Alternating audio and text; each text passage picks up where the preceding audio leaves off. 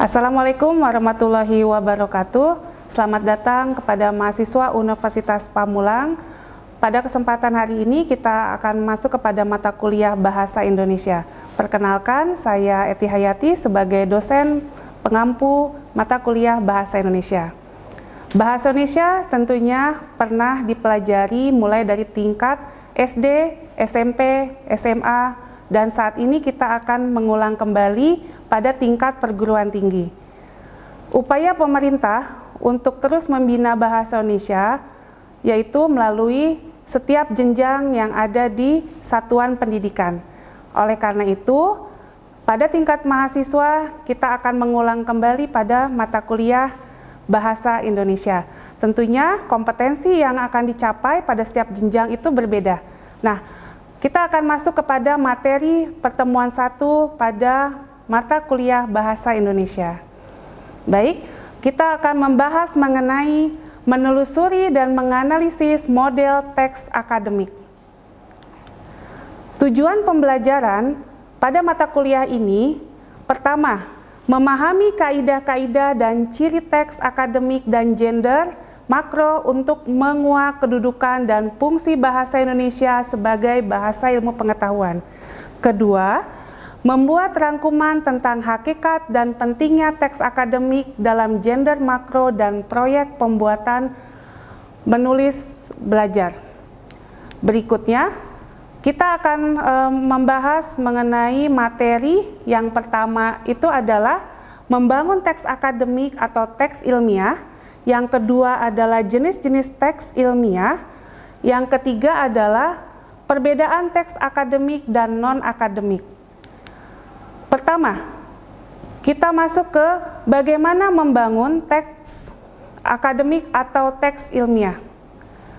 Konteks teks dapat dibangun melalui berbagai jenis, melalui bisa buku, bisa ulasan buku, bisa proposal, bisa praktikum, dan artikel ilmiah.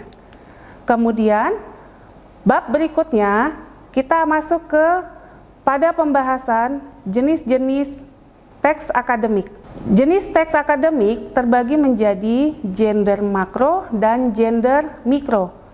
Perlu diketahui bahwa gender makro adalah gender yang digunakan untuk memaknai sebuah jenis teks secara keseluruhan. Contohnya seperti buku, ulasan buku, proposal, penelitian, laporan praktikum, dan artikel ilmiah. Sedangkan gender mikro adalah subgender yang lebih kecil, terdapat di dalamnya dan dipayungi oleh gender makro. Dia berupa deskripsi, laporan prosedur, ekspalansi, eksposisi, dan diskusi. Jadi, jenis-jenis teks akademik ini akan kita kupas lebih dalam kembali agar bisa membedakan mana jenis teks secara makro, mana jenis-jenis teks secara mikro. Tentunya dari berbagai macam jenis-jenis teks yang kita bisa temui di dalam koran ataupun di dalam Google, kita harus bisa membedakan. Nah, tentunya kita juga harus mengetahui perbedaan antara jenis atau ciri dari teks akademik dan teks non-akademik. Berikut akan dipaparkan. Ciri teks akademik pertama, sederhana dalam bentuk struktur kalimatnya. Kedua, padat informasi. Yang ketiga, padat akan kata-kata leksikal. Keempat, banyak memanfaatkan kata nominalisasi. Biasanya dicirikan oleh kata-kata yang berkaitan dengan fakta.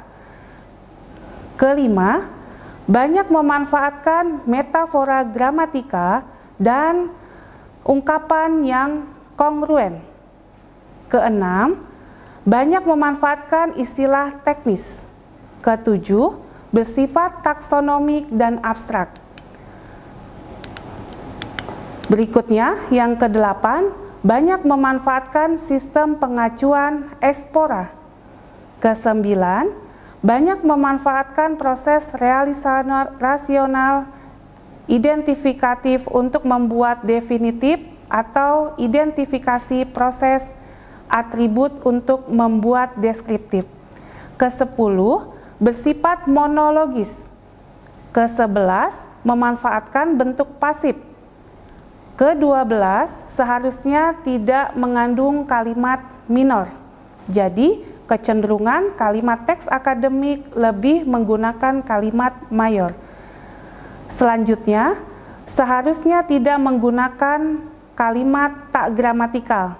Jadi, ciri dari teks akademik kecenderungan bercirikan unsur kalimat yang bergramatikal.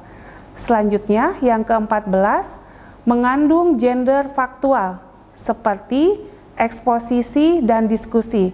Jadi, di dalam kalimat teks akademik lebih mayoritas memaparkan sebuah fakta-fakta yang up to date.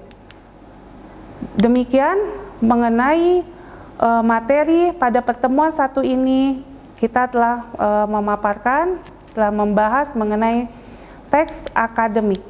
Untuk selanjutnya, kita akan berjumpa pada pertemuan berikutnya. Terima kasih. Assalamualaikum warahmatullahi wabarakatuh.